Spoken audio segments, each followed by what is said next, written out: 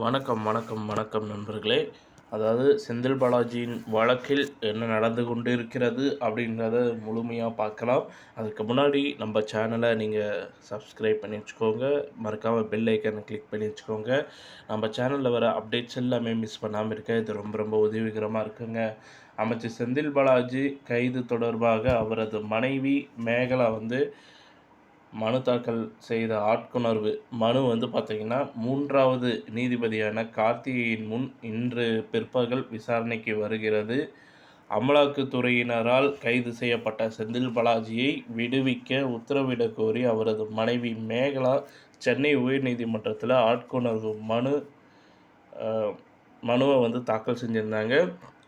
So இது தொடர்பாக பார்த்திங்கன்னா இந்த வழக்கை விசாரித்த நீதிபதிகள் நிஷா பானு மற்றும் பரத சக்கரவர்த்தி ஆகியோர் பார்த்திங்கன்னா மாறுபட்ட தீர்ப்பை வழங்கியிருக்கிறாங்க.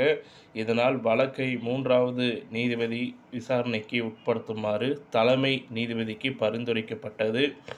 இதை எடுத்து நீதிபதி சிபி கார்த்திகேயனை பார்த்திங்கன்னா 3வது நீதிபதியாக நியமித்த தலைமை நீதிபதி கங்கபூர்வாலா அறிவித்திருக்கிறாங்க. ஸோ இந்த நிலையில் இன்று பிற்பகல் 2:15 மணிக்கு 3வது நீதிபதி முன் இந்த வழக்கானது விசாரணைக்கு வருகிறது.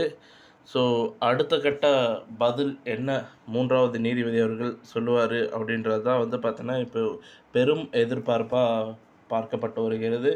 3வது நீதிபதி அவர் பார்த்திங்கன்னா செந்தில் பாலாஜி அவர்களை விடுவிக்கலாம் அப்படின்னுவாரா, இல்லை செந்தில் பாலாஜியை பார்த்தீங்கன்னா கைது செய்யலாம் அப்படின்ற மாதிரி தகவலை சொல்லுவாரா, இல்லை வேறு எதனா ஒரு அறிவிப்பு எதனா கொடுப்பாரா அப்படின்றது தான் பார்த்திங்கன்னா இப்போ பெரும் கேள்விகளாகவே இருக்குது.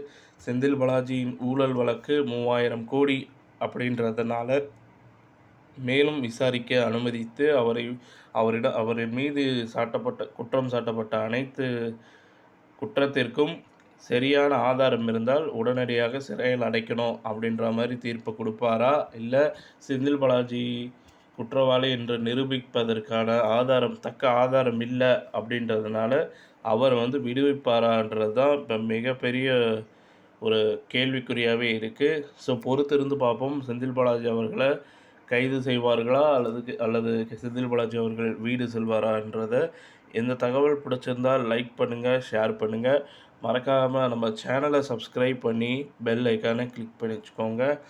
செந்தில் பாலாஜியின் அடுத்த கட்ட தகவல்கள் உடனுக்குடனே நம்ம சேனலில் அப்டேட் செய்யப்படும். நன்றி, வணக்கம்.